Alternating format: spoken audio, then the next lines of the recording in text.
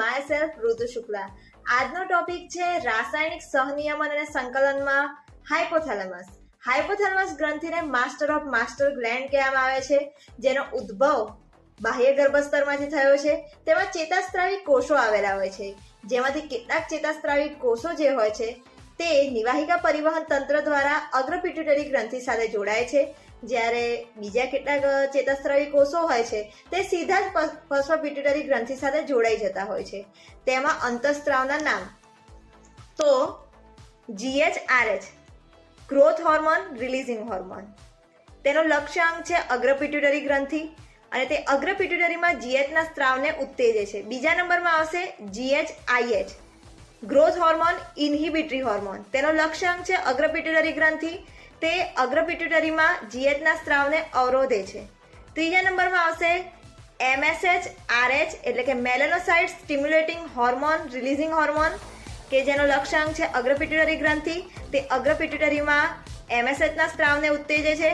પછી બીજા નંબરમાં આવશે MSH-IH એટલે કે મેલેનોસાઇટ સ્ટિમ્યુલેટિંગ હોર્મોન ઇન્હિબિટરી હોર્મોન, કે જેનો લક્ષ્યાંક અગ્રપિટ્યુટરી ગ્રંથિ છે, તે અગ્રપિટ્યુટરીમાં MSH ના સ્ત્રાવને અવરોધે છે. પછી આવશે PRL-RH એટલે કે પ્રોલેક્ટિન રિલીઝિંગ હોર્મોન, તેનો લક્ષ્યાંક છે અગ્રપિટ્યુટરી ગ્રંથિ, તે અગ્રપિટ્યુટરીમાં PRL ના સ્ત્રાવને ઉત્તેજે છે. પછી આવશે PRL-IH એટલે કે પ્રોલેક્ટિન ઇન્હિબિટરી હોર્મોન, કે જે અગ્રપિટ્યુટરી તેનો લક્ષ્યાંક છે કે જે અગ્રપિટ્યુટરીમાં PRL ના સ્ત્રાવને અવરોધે છે.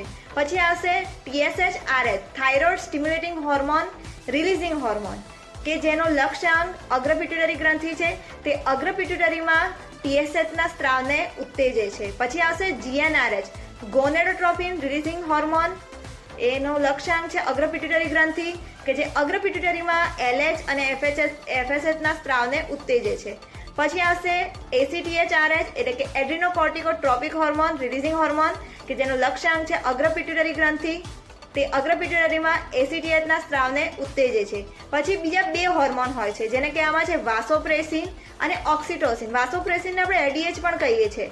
તે બંને જે હોય છે તેનું નિર્માણ જે હોય છે, નિર્માણ સંશ્લેષણ તે હાઇપોથેલેમસ દ્વારા થાય છે, પરંતુ તેનો સંગ્રહ જે છે તે પશ્ચપિટ્યુટરી ગ્રંથિ દ્વારા થાય છે. આ વાત મેઇન છે, નીટમાં ઘણીવાર પૂછાતી હોય છે કે તેનું નિર્માણ જે હોય છે એ હાઇપોથેલેમસ દ્વારા થાય છે, પરંતુ તેનો સંગ્રહ જે હોય છે તે પશ્ચપિટ્યુટરી ગ્રંથિ દ્વારા થાય છે. ઓક્સિટોસિનનું કાર્ય તે સ્તન ગ્રંથિમાંથી દૂધનો સ્ત્રાવ કરવાનો છે, અને જ્યારે બાળ પ્રસવની ક્રિયા થાય ત્યારે ગર્ભાશયના માયોમેટ્રી જે સ્તર હોય છે